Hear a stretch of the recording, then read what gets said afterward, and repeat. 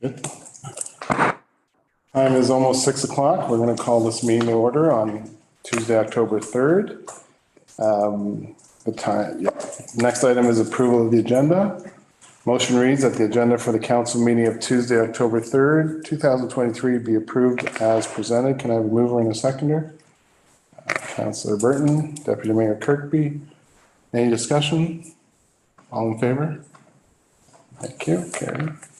I wanted to mention we have quite a few guests today, and thank you for coming. We have the La Roses from Fort Town Night Run. We're going to have a delegation from you in a minute, and we have a presentation. I just want to note that Councillor Young sends her regrets today, and Councillor Lockett is zooming in from Halifax, I think. Is that right? That's right. Thanks for doing that. All right, any declarations of interest tonight? Councillor Campbell? For 12.1, the staff report 63-2023 community grant intake number 2. I don't know if we can separate out the different organizations, but I declare a conflict of interest for the curling. Okay. Councillor Kirkby? So I will also declare interest, and it will be with the Prescott soccer. Okay. Thank you. Councillor McConnell? Yeah, it's a strange case. We have 3 things coming up for approval, and all 3 of us that are on the committee are involved with one of those things, so. Which one are you? Can we separate them? Because if we can't, we don't have enough to pass. You would. Well, we can do just one at a time. Which one are you? Conflict curling as well? Do we have enough if those 2 are both? Yeah, I think we're 2, 3, 4. Are we still okay? Sorry, so it's curling club, 1, 2, then 1, 2, 3, 4, soccer, 1, 2, 3, 4. 5. Yep. We're good? Yep. We're good. Thank you.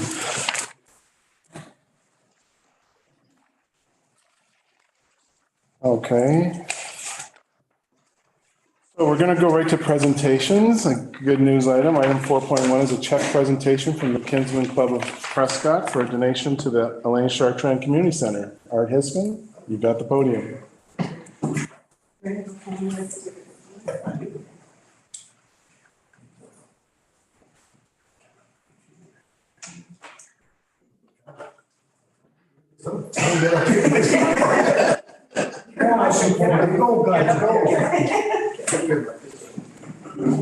Where do you want us to write?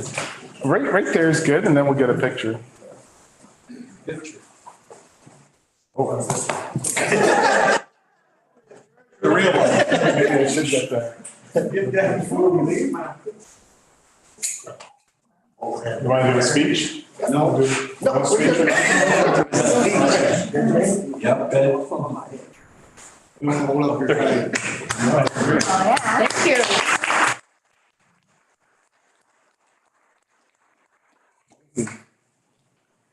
So it looks like a nice big fat check for $25,000 on behalf of the Kinsman Club. Thank you very, very much. That was really good hands. I'll hand that right over to Matthew. Stole my name right. Thank you very much. Thanks, Mike. Great. Yes, sir. Thank you so much. Yeah, excellent. Thank you. You and I know where she went. All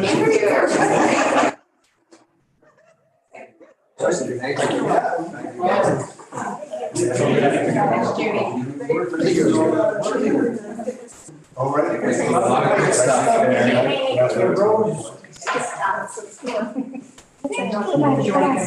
Yeah, can we do a group photo? Yeah, your photo.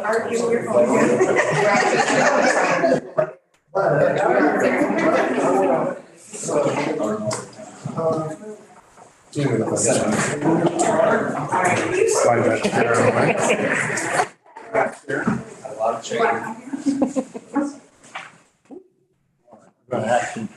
Get in there, Marcus. That's awesome. Just watch the cable. Judy, are you not coming in? We don't want to wreck that. There's others to take a picture. We got no more money. Coming in behind you. You wrote the check out. Turn ready. Quickly line and everything. You're standing in front of Dave? That's all right. You're good. Sorry. You're good. Take a better picture. Who's pinching my bum? Me. A little to the right.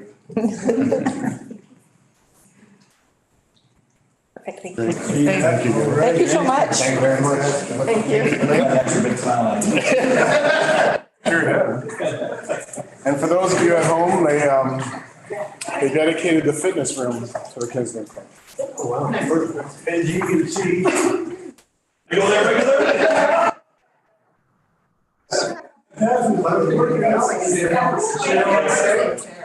Thank you. Yeah.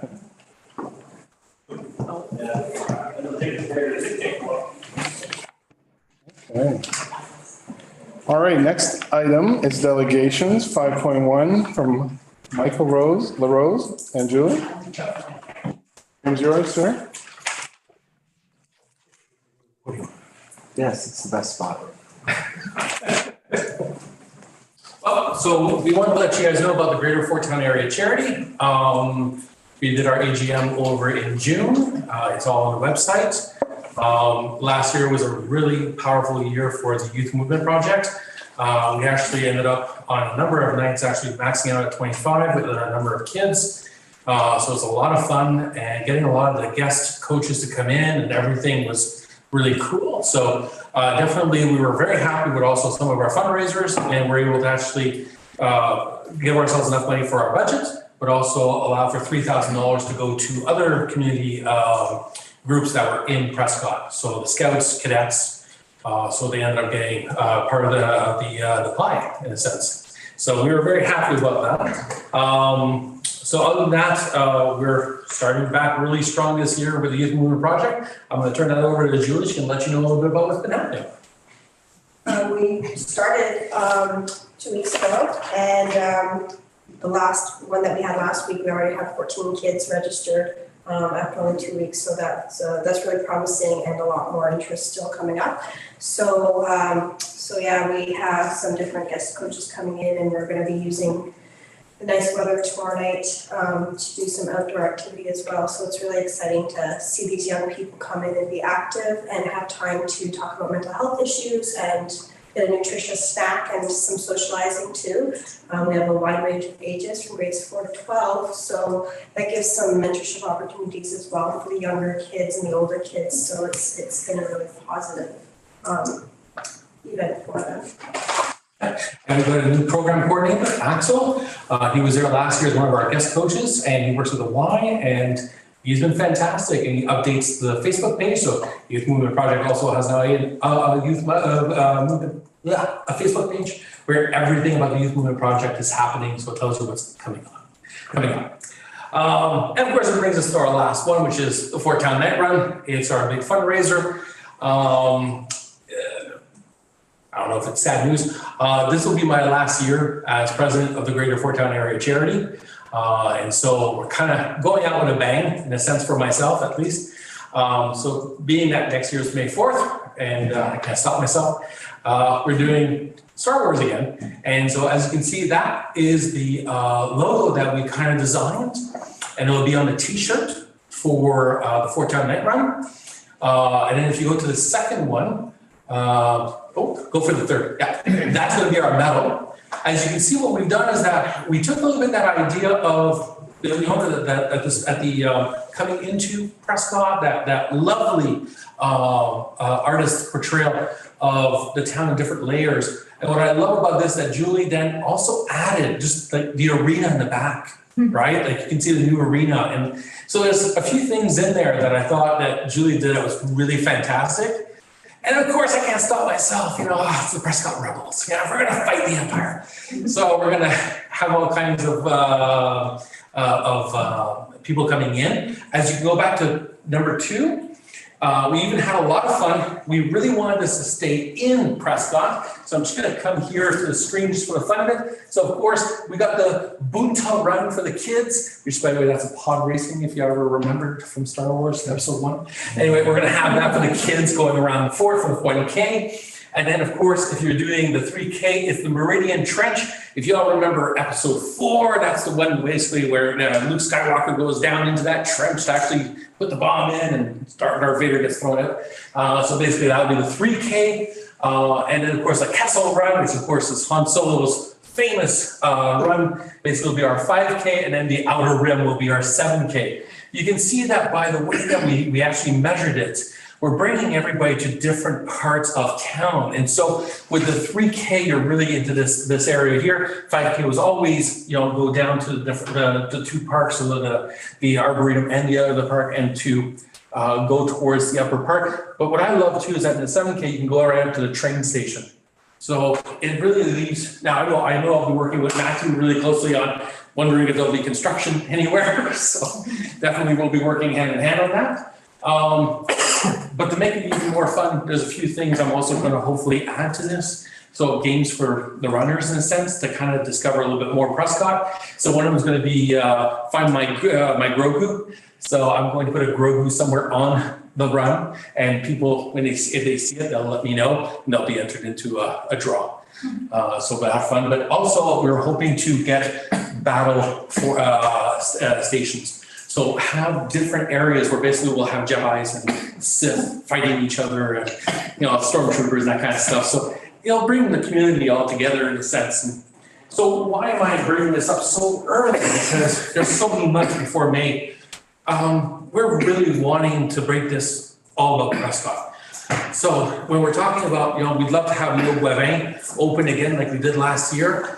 But this year, is there a way of getting more like we had last year, I think, Prescott tourism that came in, or at least there was a Prescott table. Definitely if we can get Prescott tourism to come in and a number of different businesses in town that may present different aspects to the runners. Because we have runners from all over the place, from Ottawa to Kingston to Montreal to Toronto that come in. And I know that the minute I really kind of put this out there and I advertise, we've already got over 20 people that registered.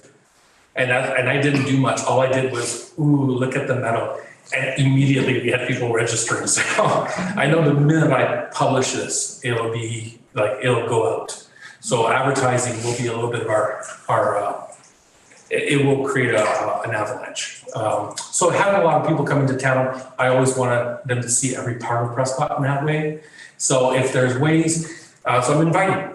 This one's really a cry of invitation. How does the town of Prescott want us to do this? How do you guys want to get involved? Like, is there new programs in town? Is there tourism parts that you want people to really focus on?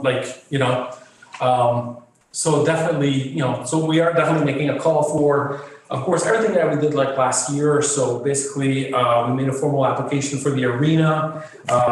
We asked for the wooden barrier in front of where the Leo Guevin doors are there on the side of that one part of the road that belongs to the town of Prescott. So we can keep everybody safe, and that's where we put the arch usually. This will be a multi-loop race. So the idea is that to do a 5K, you just do the 5K. To do a 10K, you're going to go on the 7K, then you're going to do the 3K. To do the 15K, you're going to do the 7, the 5, and the 3. And I promise I'll have everybody back to bed by 10:30. It all starts at 8 o'clock. By 10:30, it'll all be tuckered in. So definitely, like everything there is what we asked for last year. And what I'd love to do again, like I proposed last year, is for the town of Prescott, because you guys are helping us out so much, we'd like to make a donation definitely to the Prescott Swim Club. Once we get, of course, all the funds together, we'd like to make a donation. And of course, depending on how many people will come, the donation pot will be bigger. Great. Any questions about the Fort Town Night Run? Anything you guys can think of that, hey, Mike, don't forget to do this, or No, it looks pretty comprehensive, but I've got some questions here. Councillor Campbell and then Councillor Kirkby. I was just curious if you're gonna do your eco thing where people will actually register for the t-shirts, so you don't have extra t-shirts. That seemed to work well last year. Yeah, well, the problem with that is that it kind of like backfired on us, we discovered. So the idea is great, I guess, when you're at the Ottawa run and you got 20,000 people that show up. Because then if 20% don't want the t-shirt, don't worry, you still got 80% of people. But on a small run like ours, what ended up happening is that the t-shirts, we got very few people that wanted the t-shirt. Now, of course, there's a little bit of an aspect about that last year that didn't go well, right? We did not get the t-shirt out or what it's gonna look like, right? Whereas this year, we've clearly made an effort to make sure everybody knows what the t-shirt's gonna look like. It'll be like a lot like the third year in 2019 where it's gonna be black and it will have basically the 4-town night run. So that's not the one I actually proposed anybody to run in the night run. But it will be a night, people really thought that run had the best t-shirt.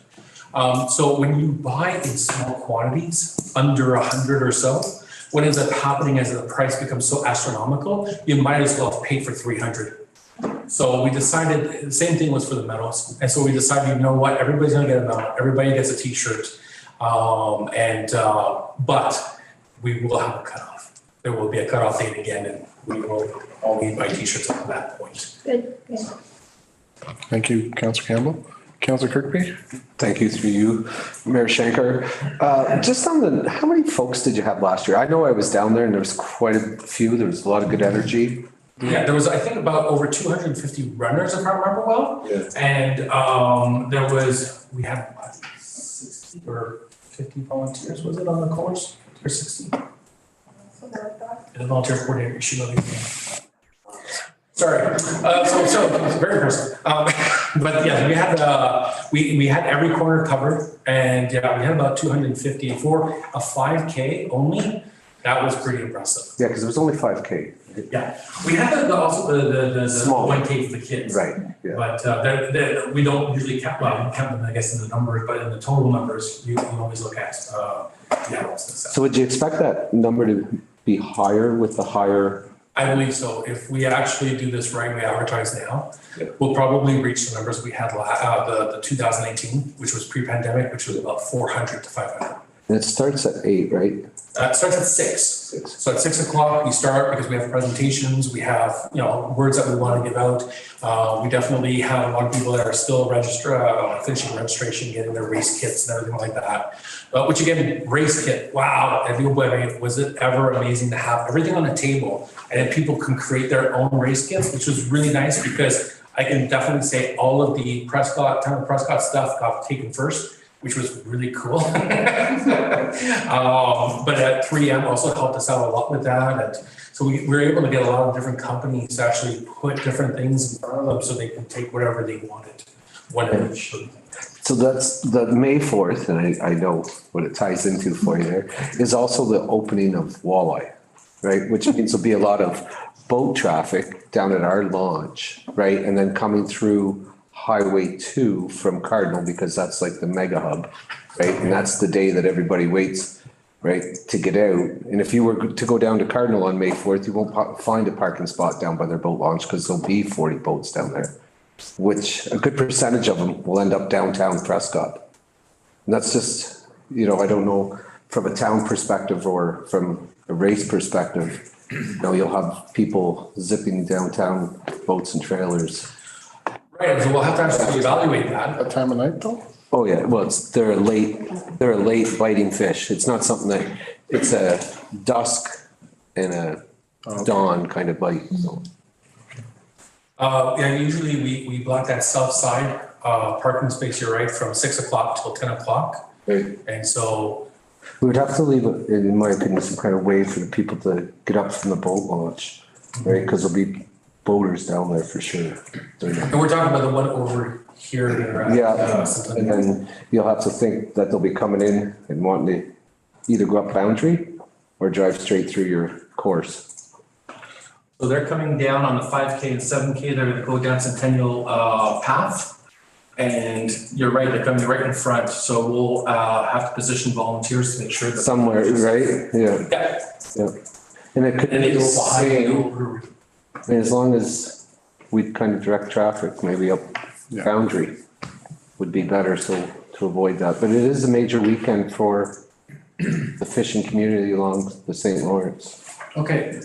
Do you know who's actually organizing that? Ministry, it's Ontario. That's just it just opens up. That's the day it opens. Oh, okay. And so everybody from here to Cornwall, Oh, sorry, so it's not a tournament or anything like that? no. Oh. But it's a very busy weekend Okay. for Cardinal and Prescott. Yeah. Did it also, was it the same 5 years ago in 2010? Yeah, when you guys were along So too. say you can say that in 2019, they had no issues. Yeah. So that was good. So, but knowing that, then we'll make sure we have a couple of volunteers there. Yeah. So. Thank you. Anyone else have any questions? No? How do you like the medal? Oh, Yeah, Medals are good. the representation and a t-shirt's okay for you guys? Yep. yeah. Always want to make sure everything's like, something that you guys are okay with. Oh, it looks good. All right. Any other suggestions, recommendations, or? There we go. Good. If I can just offer to provide you with an actual copy of that graphic, that's the town's graphic. We actually have the good vector version. If you wanted to use that as the basis for your logo, you'd be more than welcome to. And that'd be identical. Yeah, just because of the size, having too much detail can be a little bit problematic for the metal makers. And we also did want to have the updated with the arenas on it because the Fort Town Night Run does encourage physical activity and community, activity. The old one didn't have the Leo or the new arena, so we wanted to incorporate that, and then we just wanted to simplify a little bit of what was in there. And that was an interesting part of the medal making is, if you don't simplify it, the costs go right up. Yeah. All right. Well, thank you. Thank you. Thank you.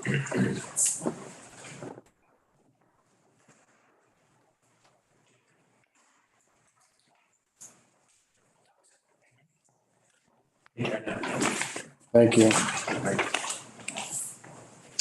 All right, next is 6.1, approval of council minutes. The motion reads that the council minutes dated September 18th, 2023 be accepted as presented. Can I have a mover and seconder?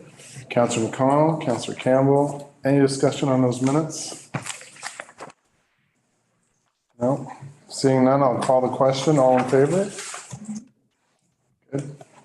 Carried, thank you. 7 is communications and petitions. There are no items. 8 is consent reports. We have information packet. Is there anything people would like to pull out of the consent report? Nope.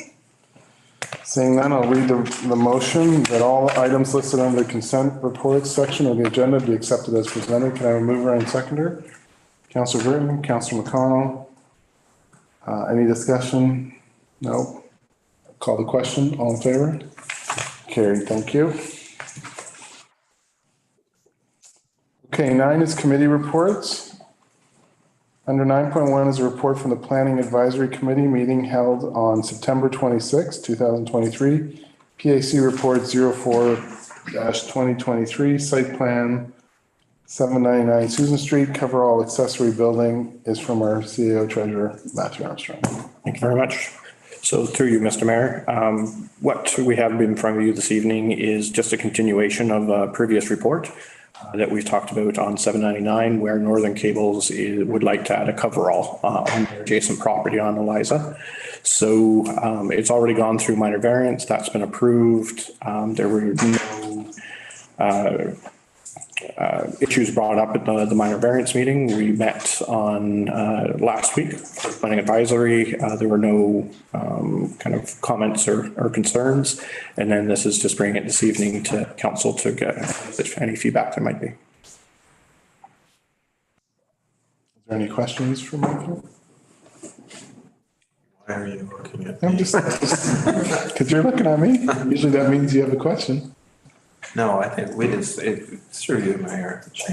I think we discussed this well last meeting. Yeah. It's a good proposal. It's a good use for the land and the neighbors don't object. So I'd say it's a good all the way around. Well said. Thank you. Anyone else? Good. That's for information only anyway. Thank you, Matthew. Okay, number 10 is the mayor's comments. So there's a few things I have written down here. Hopefully I can read them all. I went to the 2023 Ontario Volunteer Service Awards. There were 4 members from Prescott that were honored. Andrew Wise for 5 years at King's Kitchen, Shirley Frank for 10 years at King's Kitchen.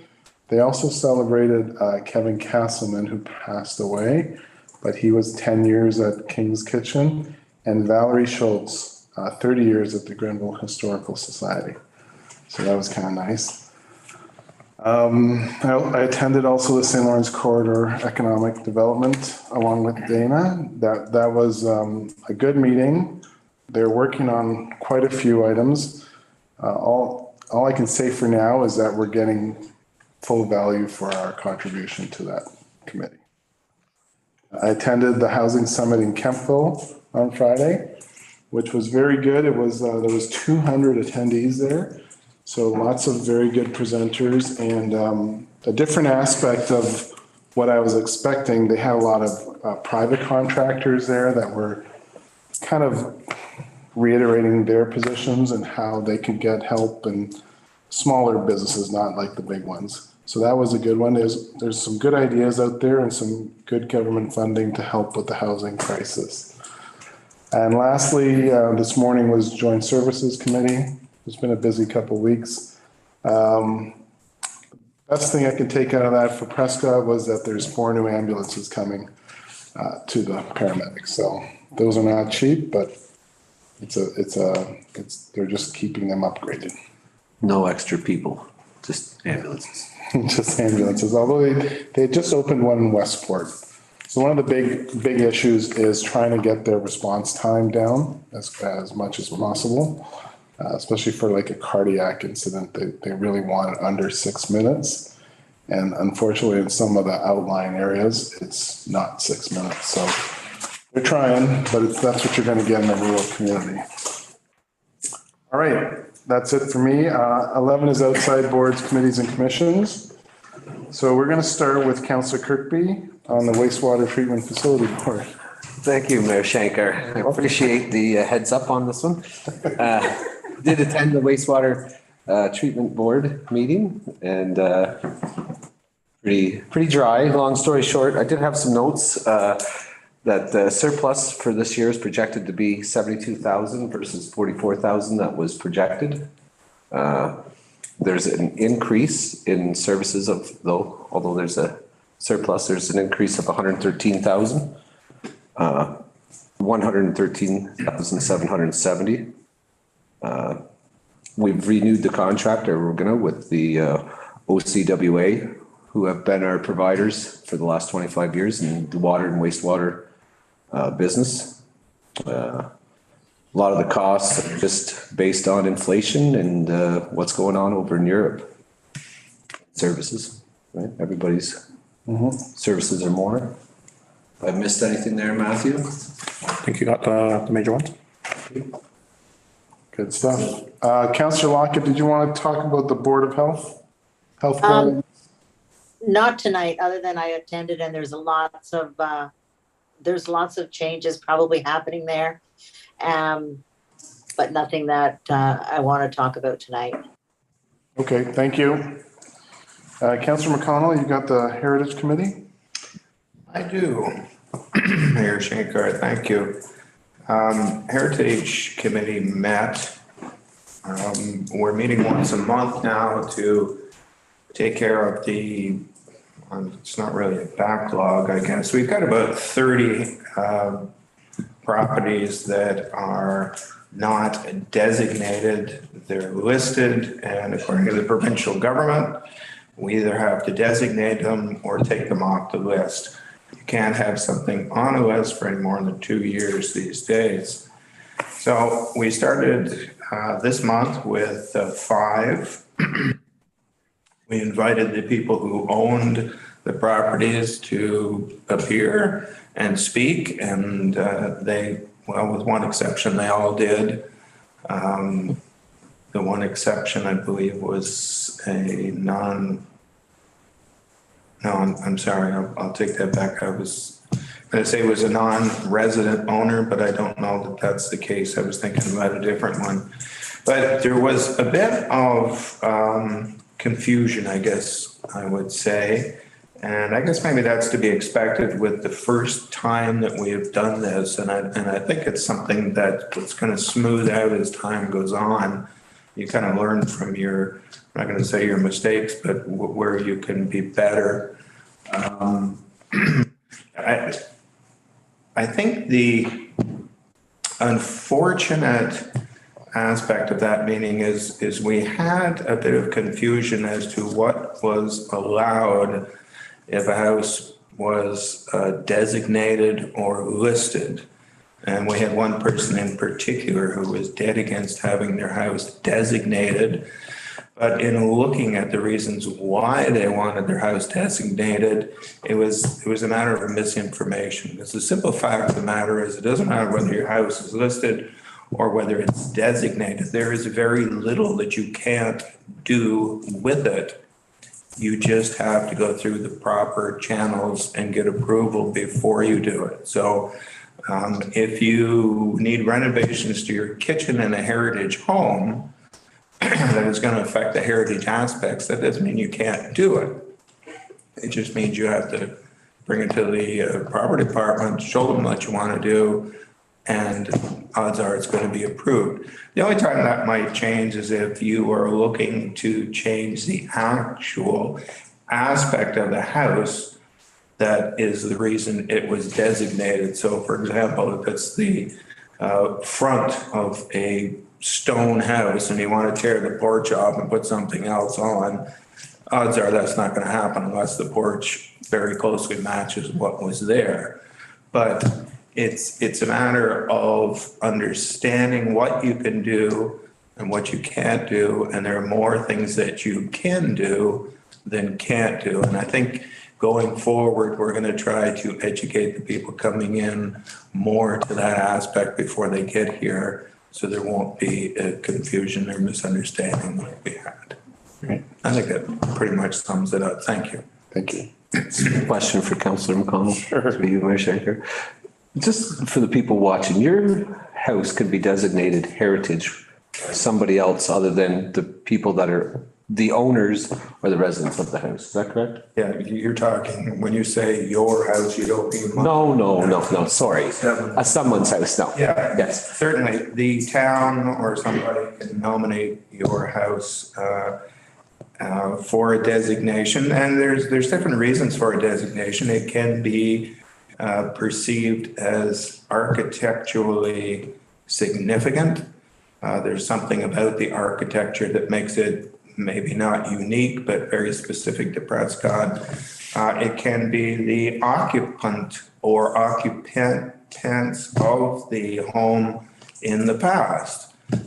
For example, we have the Weiser homes down in the east end of the town, which I think Councillor Campbell is very familiar with. You occupy one of them, and it's a house that's been added on to, but it's the occupants, the past history of the families that have made that house probably more important than it might otherwise be. So yes, the Historical Society, somebody can come to us and say, I think this house should be designated because with specific reasons, and that's something that could be taken up by the Heritage Society and recommended to council, who makes the final decision. Thank you. That answers your question. Absolutely does.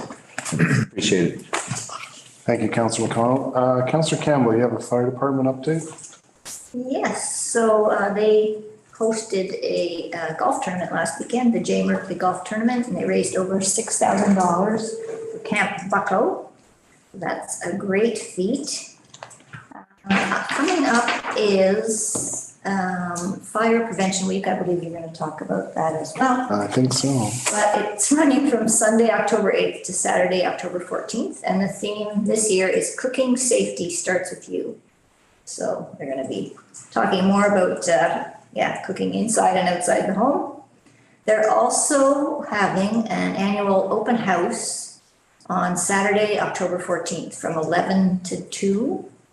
There's going to be fire station tours of our new building, meet firefighters, check out fire trucks, equipment displays, fire prevention displays, visit from Sparky, and a free family barbecue. So that's for anybody in the town of Prescott and outlying areas to come and have a great day on Saturday, October 14th from 11 to 2.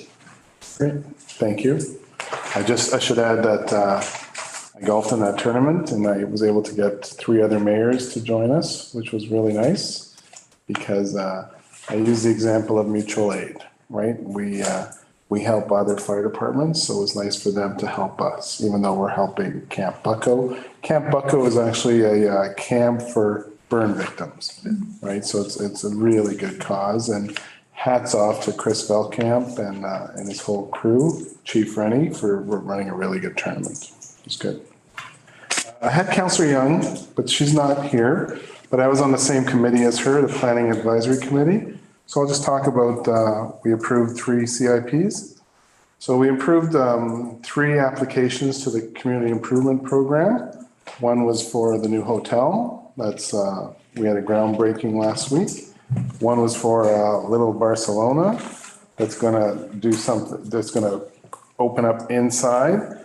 And the third one was for, I got Elliott Mold down here. Keyworth Properties, yeah. Sorry, say again? Keyworth Properties? Keyworth Properties. So they're gonna do some renovations of some key properties downtown. And I think they're turning 3 buildings into 11 apartments and 3 commercial spaces. So, 11 new apartments downtown that are gonna be well-built is gonna create a nice help to the housing industry.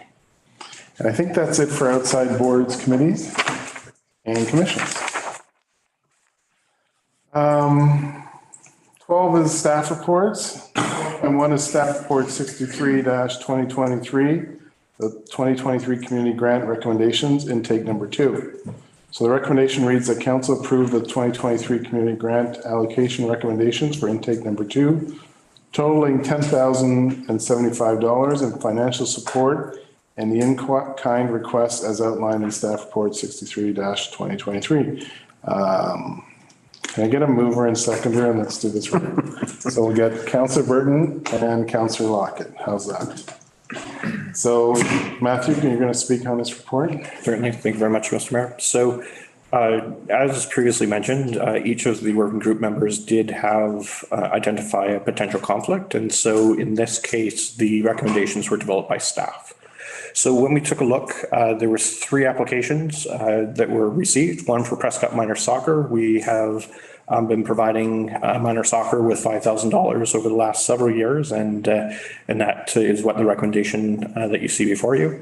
The second one was Prescott Curling Club and they requested $3,000 for increasing marketing to grow their membership. So the recommendation is $2,500 for them. And then South Grenville District High School, the student leadership conference that they would like to take students to. And this one, the recommendation is for $2,575, matching whatever Augusta and or Edwardsburg card thing. So if one or the other puts in $2,575, then we would provide matching funds to that amount. Anything more than that, then more out of funds. And with those recommendations, then the total allocation for this year is $59,000. The budget was $58,000. It's $1,000 over, but what we are recommending that we do is actually pull the $1,000 for the Santa Claus Parade contribution, or Light Up the Night contribution, from the recreation budget, which therefore leaves us at $58,000. One item on the minor soccer was for printing and photocopying. We don't necessarily want to go down that road, simply because if we start doing that for each of our community organizations, then we could end up with a part-time job for somebody doing printing and photocopying.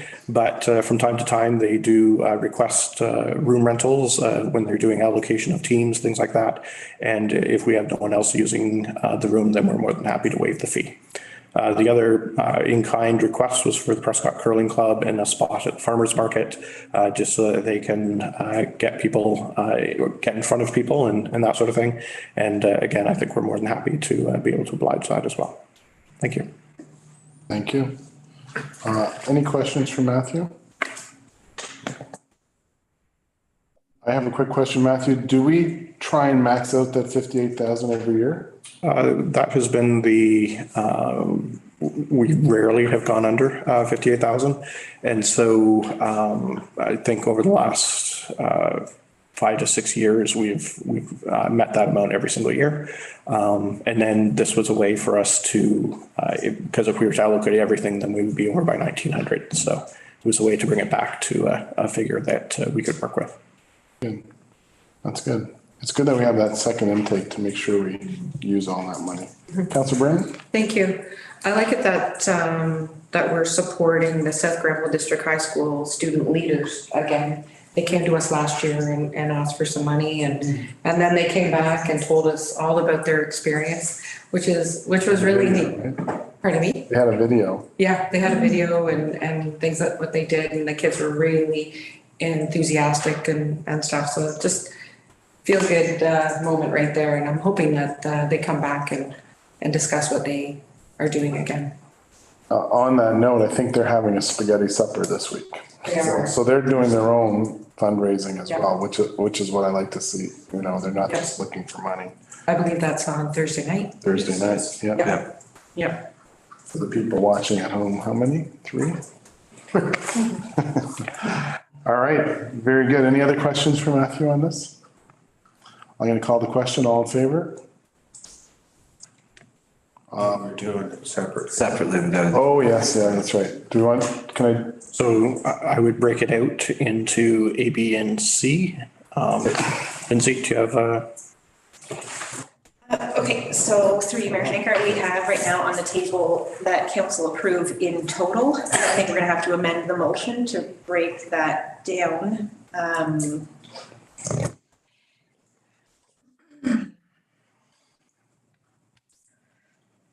have to drop out of some stuff here. so I think it was 2,500 to the curling club, 2,575 to the high school, and 5,000 to soccer, which adds up to, right number, 10,075. Okay, so you wanna do a motion for each one? Sure. Okay. So then we can say that council approved the 2023 community grant allocation recommendations for intake 2. So we could do the first one. For a total of, what was our first one? First one was soccer, 5,000.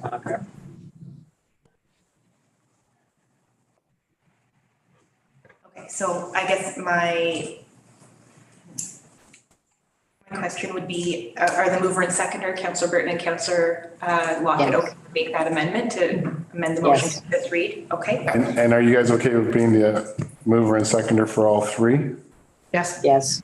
Okay, that'll make it easier. So then that motion will read that council approve the 2023 community grant allocation recommendation for intake number 2 for the Prescott District Soccer Association, totaling 5,000 in financial support and in-kind requests as outlined in staff report 63/2023.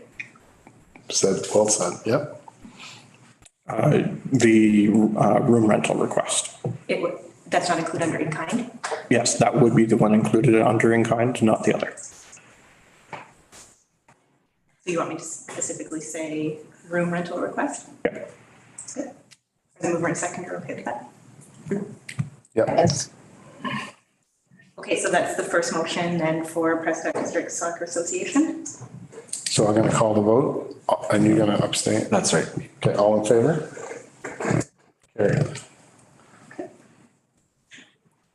Okay, so through you, Mayor Shankar, the second portion of that motion, the new motion would read that council approve the 2023 community grant allocation recommendation for intake number 2 for Prescott Curling Club, totaling 2,500 in financial support.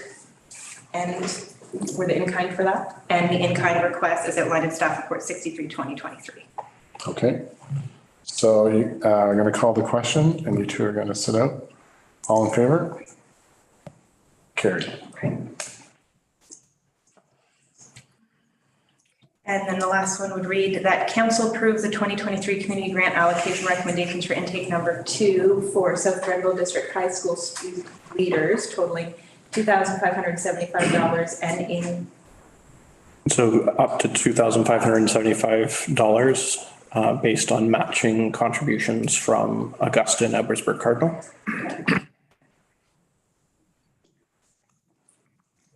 As outlined in staff report 63, 2023. Yeah.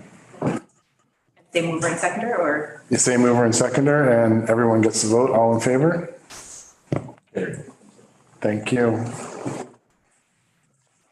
Okay. 12.2 is staff report 64-2023, water and wastewater treatment plant contract renewal.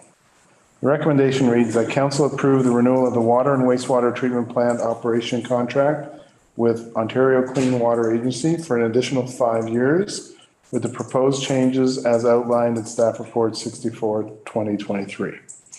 Can I get a mover and seconder? Councillor McConnell, Deputy Mayor Kirkby, and Matthew Armstrong, you're going to speak on this? Thank you very much, Mr. Mayor.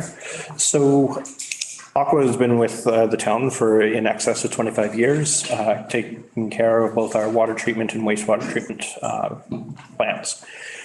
And in 2018, the town undertook a request for proposal, and we received 2 responses. Ultimately, Aqua was chosen as the firm for a initial period of 5 years. That contract also included a provision to add an additional 5 years at the renewal. The renewal date is November of 2023. So there's a couple of things, obviously we've had the global pandemic, we've had a war in Europe, we have sanctions against Russia, all of those types of things that have certainly pushed up the price of some of the chemicals and things that are used at both treatment plants. At the same time, the overall, inflation over the last several years has been exceedingly high, as well as there's a large supply of raw materials that come from Russia, which obviously also has sanctions against it. As a Crown corporation, Aqua is mandated to operate at a cost recovery basis, and also as part of their need to retain staff and attract staff, they've developed an operator career path that enhances the skills set and opportunities for their operators. So from a water treatment perspective, obviously chemicals are a large part of what we're seeing the increase on. They were able to mitigate some of that increase by coordinating deliveries of chemicals and the timing of them between the water treatment plant and the wastewater treatment plant, even though that they use those chemicals at different rates. So there's quite a bit of coordination to go into that. At the same time, from a water treatment plant perspective, there were additional costs related to sulfate chemicals and what is required. And now all treated water has to, if it's going directly back to the river, has to be dechlorinated, which is new. And so with that, they're looking at an increase going from 260,000 to 307,000. For 2024. That's inclusive of a 3% consumer price index adjustment that would come into effect at the renewal. Also, they're recommending that 2 portions of the contract, in that being chemicals in particular for the water treatment plant, be split out and reconciled separately. So there would be a pot of money in both the water treatment and wastewater treatment. And if we go above that, then we would owe extra. If we go below that amount, then we would actually recoup those costs on chemicals. So if things start to stabilize, if supply stabilizes, if sanctions are lifted, then quite possibly the cost of some of those chemicals may come down. Wastewater treatment plant, similarly, obviously chemicals is a large impact. Also the biosolids haulage. So basically what happens is it goes into tanks, and then you take the sludge off the top, you put them in drying beds, and then every so often that sludge on the drying bed is collected and hauled off for other purposes. Like everything else, transportation is a large cost, and that has increased exponentially over the last several years. And so that's noted in here as well. And certainly, over the last 5 years, there's, increased flow at the plant, and some due to weather events, some due to just increased usage from our users in general. So that's increased costs as well. So for the wastewater treatment plant, it would look to go from $341,000 a year to $394,000. Similarly, both chemicals and the biosolid haulage would be split out and reconciled at the end of the year. Finally, there's the pumping stations, and it would there's only a small increase with that, and it would go from 26,000 to 28,000. So in terms of alternatives, council could move forward with the contract and the additional 5 years, but on a cost plus basis. The only concern with that is similar to what we saw in the last 5 years, where a number of expenses outstripped the consumer price yearly index increase, then that would put it at risk on the town. So the recommendation is to move forward with the 5-year renewal as proposed, and certainly we'll look at other ways throughout the course of the contract to see if we can reduce costs and change processes. Certainly one of the things that we talked about on our water treatment tour is making an investment in how we clean the beds at the water treatment plant, and that in itself would have some savings in chemicals and things like that. Also, we will be undergoing a 5-year analysis as part of our renewal of our water license in early 25. So in 2024, we'll be going through a financial analysis, which will dictate what our water and wastewater rates should be as well. So more than happy to answer any questions. We did bring this before the wastewater treatment plant board last week, and it was recommended for approval from the wastewater management board. Yeah. Okay, thank you, Matthew. Any questions for Matthew?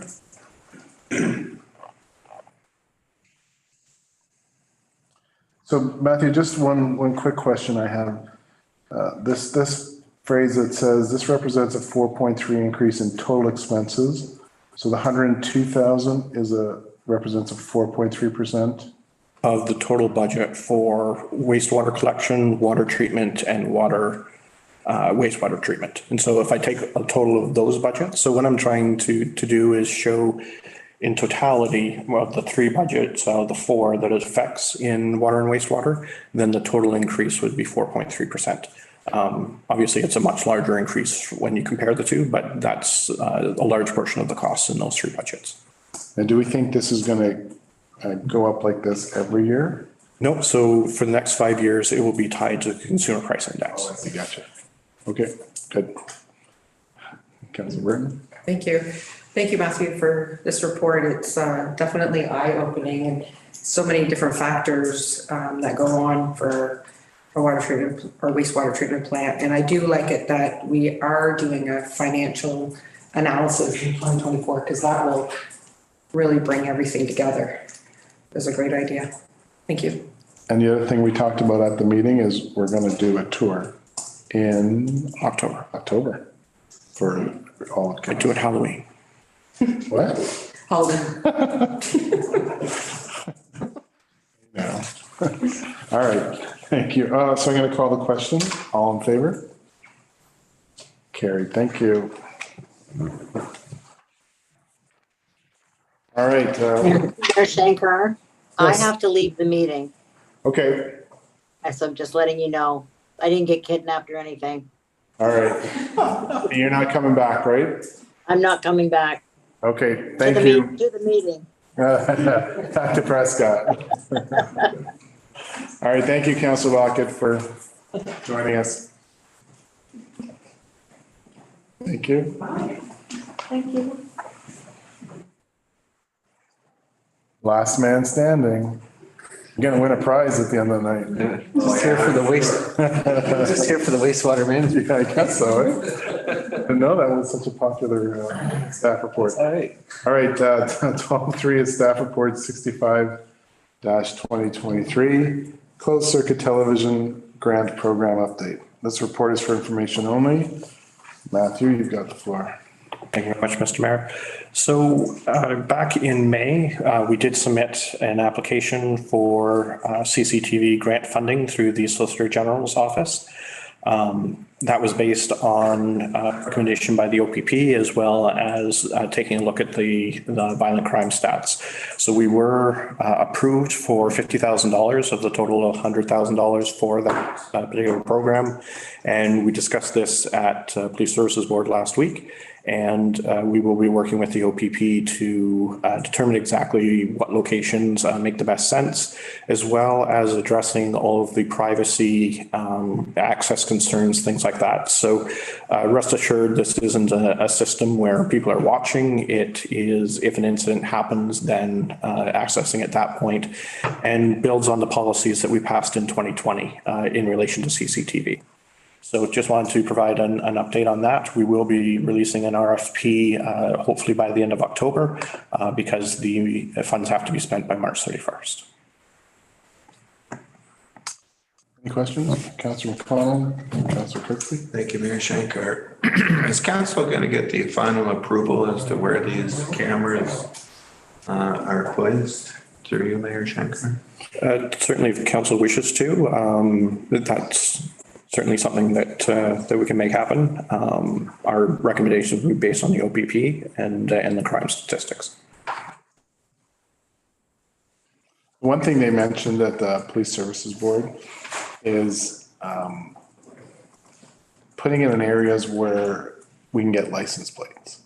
So not necessarily like in front of a building, but like in a high traffic intersection. So we can kind of, if there's a crime, then they can review the tape and see who drove by. Is that correct? Yeah, and I think there's lots of things that we have to consider and as you implement this type of thing.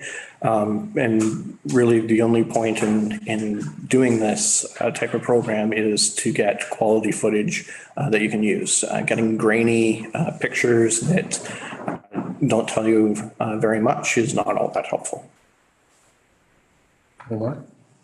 Yeah, actually, I mentioned to staff last week 2 instances of vandalism down at the marina. And you mentioned the license plates, nobody's driving through the marina. That's intentional foot traffic damage, and it was pretty obvious from what it was. So I know we've had cameras down there. I was going to say in the past, I think we still do. But unfortunately, the technology and the lighting really, we found they really aren't of much use. So, I would hope that we aren't just focused on the most accident prone corner in town, that we would have some foot traffic areas as well, which tend to be in the parks where people aren't after dark in specific areas. Mm-hmm. And if I may, another question. The Wi-Fi in the marina is not the best, as we all know. Does that have any effect on these cameras? Do they run through that, or how do they work? Not currently. In terms of the Wi-Fi, we did upgrade it a couple of years ago and we addressed any issues that were this year. So I'm not aware that it's an issue, but certainly whatever technology we use, we want to make sure that it's stable, fast enough to get proper quality, and has the transmission rates to be able to feed it back to wherever it needs to feed to. Very good, thank you. Councillor Kirkby? Through you, Mayor Shankar. Matthew, would some of these cameras replace our current existing cameras? So there's definitely some that are identified in that area. And as Councillor McConnell just mentioned, some of our current cameras don't capture the best, and they are in places where issues occur. So one of the things that we want to do with this is, with this grant, focus on the areas that are high crime, but then make sure that the system is also expandable to address those other areas at the same time. One more through you, Mayor Shankar. How many cameras would we get roughly? Is there any estimate? My estimate is somewhere in the neighborhood of 25 to 30 cameras, and, but certainly it will depend on exactly what the market comes back with. Thank you. Any other questions? It's been a hot topic lately. Sounds like Big Brother will be watching. All right, that's great. Thank you, Matthew. Next staff report is 66-2023, Housing Affordability Task Force Recommendations Prioritization. The recommendation reads that council directs staff to submit the recommendations from the Housing Affordability Task Force report that are a priority for the town of Prescott as outlined in staff report 66-2023. Can I get a mover and seconder? Councillor Burton, Councillor Kirkby, Matthew, this is yours. Thank you very much, Mr. Mayor. So what occurred is that we received a letter dated September 15th from the new Minister of Municipal Affairs and Housing requesting that the municipality provide their top 5 recommendations when it comes to housing affordability. So there was a report from the Affordability Task Force that was published. It's included in the agenda. And so what we did, the staff that works with development applications and that sort of thing. We went through and tried to figure out which ones had been already implemented and then which ones left that haven't been implemented and would have an impact on Prescott. So one was eliminating exclusionary zones in municipalities through binding provincial action that would allow residential housing of up to 4 units and 4 stories on a single residential lot. Currently, quite a bit of our zoning bylaw restricts that. Support for responsible housing growth on undeveloped land, including outside existing municipal boundaries.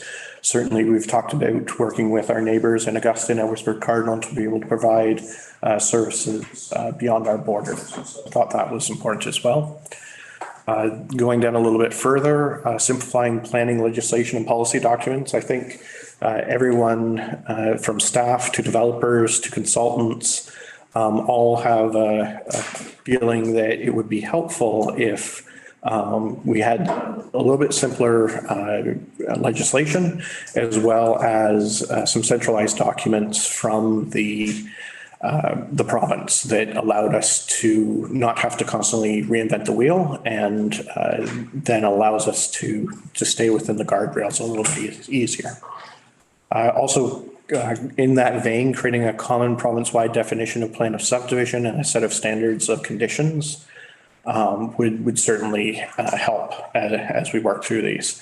And one that we also thought was important was anyone going to the Ontario Land Tribunal when there is an appeal, that they have to actually prove or demonstrate that their appeal has merit before it's accepted. So instead of accepting the appeal, then waiting several months for a hearing and then deciding that it had no merit, bringing that to the beginning and having their staff look at it, determine if it meets the criteria for an appeal and moving it on. So those were kind of the 5 that we thought move things along for the town of Prescott. Certainly simplifying documents, allowing growth beyond our borders and having the provincial government support that financially would be certainly helpful. And but more than happy to entertain any other options there might be. That being said, they limited it to 5. So we certainly could have added more, but these we thought were the top 5. Thank you, Matthew. Any questions for Mr. Armstrong? Councillor McConnell? Thank you, Mayor Shankar. I read through this, and as I was reading through it, I circled 5 that I thought it is as being important for the town of Prescott. And then I got to the last page and I saw that none of my 5 were the same as your 5. And I am just wondering, if the other three members of council did the same thing and whether they had any of the five that staff had. Now, I will say, in reading through the five that staff pointed out, I can see the benefit to them, but there's, what is it, 50 of these things, 55? And some of them, or matter of fact, a lot of them, quite frankly, not being in the housing business, government business, whatever you want to call it, that has to do with these things, a lot of them don't mean a whole hell of a lot to me as to how they would be applied, or especially when I see province-wide, because what's good for Toronto is not necessarily good for Prescott. What's good for Ottawa is not necessarily good for Prescott. Even what's good for Brockville is not necessarily good for Prescott. So the five that you've picked out there, and if I just may ask a question about one of them to kind of give an example here through you, Matthew, limit, the very first one, limit exclusory zoning in municipalities through binding provincial action. Can you explain to me exactly what that means and how it would work? So I think what they're saying here is that if you have a residential lot, so for instance, we limit some lots to 2.5 stories, that they, in 3A, they would allow up to 4 stories, regardless of what our zoning bylaw says. And that's really what that is saying in that particular one. Okay. And that would be the only example that would. So in terms of, it's broken down into two sections. One was 3A, and so it would allow up to 4 units and 4 stories on a single residential lot. And then 3B was only allowing one egress point. So 3A, we all agreed that, allowing more units on a single lot, as well as a greater number of stories, would help. Because when you take a look at Prescott and how you're going to, move forward, really a lot of our opportunities are infill. And so if you're limiting to single family homes, things like that, then you're not going to get very much infill. So that's why we limited the recommendation to just 3A as opposed to 3B. Okay, that seems reasonable to me. Thank you. Thank you. Anyone else? All right. I'm going to call the question. All in favor? Thank you. All right. Our final staff report is 67-2023. This is okay. The recommendation reads that council directs staff to bring back the $12,000 donation request from the United Counties of Leeds and Grenville for Mapleview Landings redevelopment project as part of the 2024 budget operational and capital projects considerations. Can I get a mover and seconder for discussion purposes? Councillor Burton, Councillor Kirkby. Go ahead, Matthew. Thank you very much. So this is just building on the presentation from our previous meeting, and they put forward a request for $1 per person for 3 years as a donation totaling $12,000. They have been, my understanding, to most of the other municipalities in Leeds and Grenville. We don't know the results of those requests at this time. But similar to the request from Sherwood Park, the recommendation is to consider it under the 2024 projects budget. Unlike Sherwood Park, Sherwood Park is a not-for-profit home in and of itself, and Mapleview Landings is wholly owned by the United Counties. Just a slight differentiation in their ownership. between the two. And as I mentioned previously, town does provide a direct operating subsidy of $203,000 to St. Lawrence Lodge and a net debt contribution of $159,000. All right, thank you, Matthew. I like the way you broke that down into all the different things. Questions, Councillor Kirkby? Yes, through you, Mayor Shankar. Matthew, this is just to put it onto our budget in 2024 discussions. Is that what we're saying here? Could we decide, I guess we could decide tonight.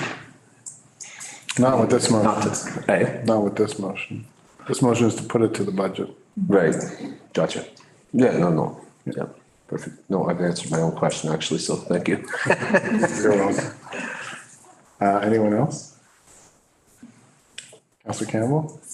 Through you. So when you put it to the budget, we can still decide at that point the amount or yes or no or. That's correct. So it will simply be one of the budget project ideas, but council still has the full authority to decide to move forward with it, change the amount, or not move forward with it. Anyone else? Good. All right, call the question, all in favor? Carried, thank you. Okay, there's no resolutions tonight, and 14 is bylaws. Item 6, sorry, that should be, oh. Okay. 14 is bylaw, so item 14.1 is a bylaw to enter into an agreement with Rito St. Lawrence Utilities. The recommendation reads that bylaw 41-2023 being a bylaw to authorize the corporation of the town of Prescott to enter an agreement with Rito St. Lawrence Utilities Incorporated to provide customer service, bill customers, and read water meters on behalf of the corporation of Prescott for water and sewer systems be read and passed, signed by the mayor and clerk, and sealed by the seal of the corporation. Mover and seconder, please. Councillor Kirkby, Councillor Campbell, thank you. Any discussion on this item? Councillor Cullen? Thank you, Mayor Shankar. This came up for discussion, I don't know, how often we do this, every couple of years? We did discuss it last year. Okay, thank you. At the time, there was some feeling that perhaps we could do this in-house more economically and more timely. Through you, have we been there? Have we done that? And that doesn't work, so we're going back here again? So to just provide a little bit of history. So the town of Prescott divested themselves of what is now Rito St. Lawrence back in the early 2000s. Since that time and up to last year, they'd kind of been working on a handshake agreement that the municipality would build so much per year. With the change in leadership at Rito St. Lawrence, they did come and revisit the issue, and it was significantly underpriced what we were paying. And so the council at that time decided to make some adjustments, and this is really putting this into effect in terms of an agreement. That being said, we did take a look at how we can reduce this cost or work with some of our neighboring municipalities, in particular South Dundas, which also owns a significant portion of Rito St. Lawrence. And we looked at it from a cost perspective of if we were to bring the building in-house, we would end up having to add another person as well as the cost for postage and things like that. We felt we couldn't do it any cheaper. What we can do and what we are looking towards in probably 2025, and it might be a multi-year project, is moving to electronic reading. So instead of having a person go out on a regular basis and actually physically read, other municipalities have either moved to the backbone of the electrical and it feeds right into the electrical company, or other municipalities such as Gananoque and Brockville, it's a small radio transmitter and you just drive up and down the street. It takes about 2 hours to do the entire municipality and you're able to bill that way. So it's a significant investment to get there. And so that's why it might be a multi-year project, but we foresee that we could save about $50,000 to $60,000 a year by making that investment moving forward. That's one of the reasons why we put in a caveat that every 2 years we should be looking at the contract, and if we've moved forward with that electronic billing. Also, they've also recently initiated electronic invoicing of people. So then that would end up allowing us to recoup some of the costs, because right now we're paying for part of postage, part of paper, all of those types of things. So we did work into the contract that as efficiencies are made, that we would be revaluing that base amount and moving it forward. So those were a couple of things. And still, I think there's, as we continue to move forward, taking a look to see, is there a possibility of, again, working with South Dundas to be able to enhance some of those services. But certainly at this point, we don't see sending two separate bills, one for water and one for hydro, as being all that economically feasible or efficient. Oh, I do. So down the road, if we went to the drive around the town in 2 hour, would we anticipate taking it in-house at that point in time or not? Quite possibly. I think what we would do is we would do the analysis to say, would it be cheaper for us to do it in-house? Would we share somebody between us and perhaps South Dundas? Or is it still more financially efficient to do it with RSL? So once we've kind of achieved that efficiency, then it would be a decision on just based on purely financial to be able to say, do we want to bring that in-house or not? And then bring it back to council at that point. Perhaps we could read a 2 hour driving around as part of your duties going forward. I do that already. A couple rabbits. That's what I mean. You might as well save us some money while you're doing it. Squirrels and rabbits trained up. All right, thank you. You gonna call the question, all in favor? Thank you, Carrie. All right, item 15 is new business. So we're just gonna do 15.1 today, which is the Corporation of the Municipality of Wawa chronic pain treatments. That was brought forward by Councillor Kirkby. Yes, thank you. Through you, Mayor Shankar. Long story short, this resolution here that I'm seeking support for is to make sure that pain clinics are still available. Nerve blocking injections can be done by registered nurses, and not just by doctors, and not taking out these nerve blocking clinics from communities across Ontario, which there is some belief if these disappear, it could add to the opioid intake across communities. So long story short, this is really about, and Councillor Lockett also had a very big interest in this, and we spoke on it. It turns out there's a little bit of misinformation in here, but long story short, what we want to send out across Ontario is that we don't want to see an uptick in opiate usage across the patients in Ontario. Fair enough.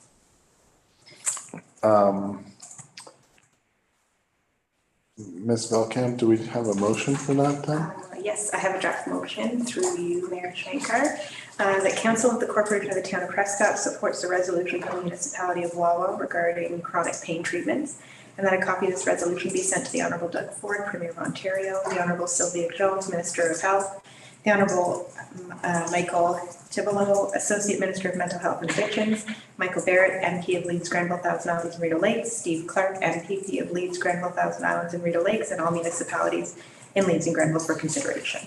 All right, so you're gonna move that? I'll move up. Seconder, Councillor Britton, all in favor?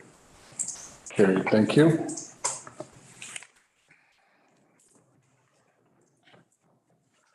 All right, 16 is notices of motion, which there are none tonight. 17 is mayor's proclamation. So there is 3 tonight. So we'll go with the easy ones first. Oh, no, we won't. We'll go with Fire Prevention Week. Here we go. Whereas the town of Prescott is committed to ensuring the safety and security of all those living and visiting the town of Prescott. And whereas fire is a serious public safety concern, both locally and nationally, and homes are the locations where people are at greatest risk from fire. And whereas smoke alarms detect smoke well before you can, alerting you to danger in the event of fire, in which you may have just seconds to escape safely. And whereas working smoke alarms save lives by providing early warnings of fire so you and your family can safely escape. And whereas unattended cooking is the leading cause of residential fires. And whereas the town of Prescott's residents should be sure everyone in the home understands the sounds of the alarms and knows how to respond. Whereas residents who have planned and practiced a home fire escape plan are more prepared and will therefore be more likely to survive a fire. And whereas the town of Prescott's residents will make sure their smoke and carbon monoxide alarms meet the needs of all their family members, including those with sensory or physical disabilities. And whereas the town of Prescott's first responders are dedicated to reducing the occurrence of home fires and home fire injuries through prevention and public fire safety education. And whereas the town of Prescott's residents are responsive to public education measures and are able to take personal steps to increase their safety from fire, especially in their homes. And whereas Fire Prevention Week 2023 reminds residents in the town of Prescott that kitchen fires are preventable with actions as simple as staying in the kitchen while cooking, not cooking under the influence, and keeping a clutter-free cooking space. Therefore, I, Gauri Shankar, Mayor of the town of Prescott, do hereby proclaim October 8 to 14, 2023 as Fire Prevention Week and urge all residents of Prescott to practice fire safety while in the kitchen and to support the many public safety activities and efforts of Prescott's fire and emergency services. Dated this third day of October, 2023. We got you to read that.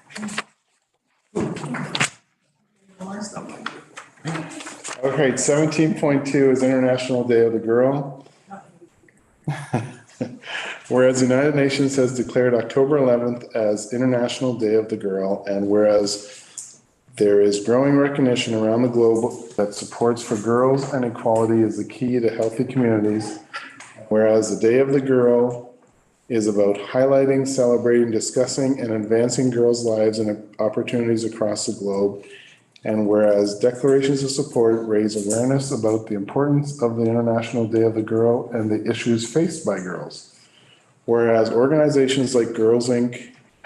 work with hundreds of girls every year to inspire them to be strong, smart, and bold leaders and advocates for equality so that girls can live, work, and be safe in their communities and in their futures.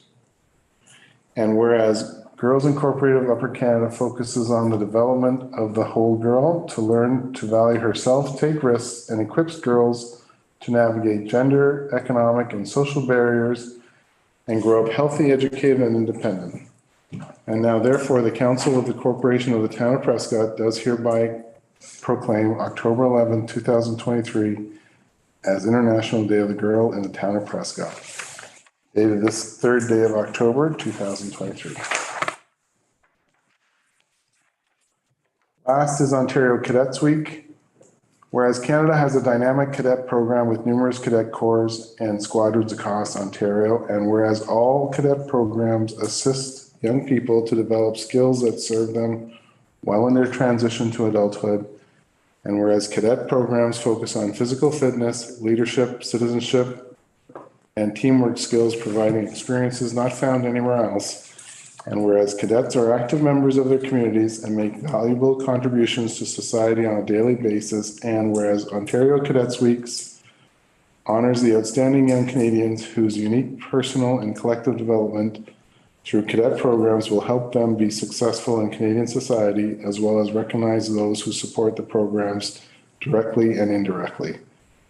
Therefore, be it resolved that the Corporation of the Town of Prescott does hereby proclaim the week of October 7 to 13, 2023 as Ontario Cadets Week in the Town of Prescott.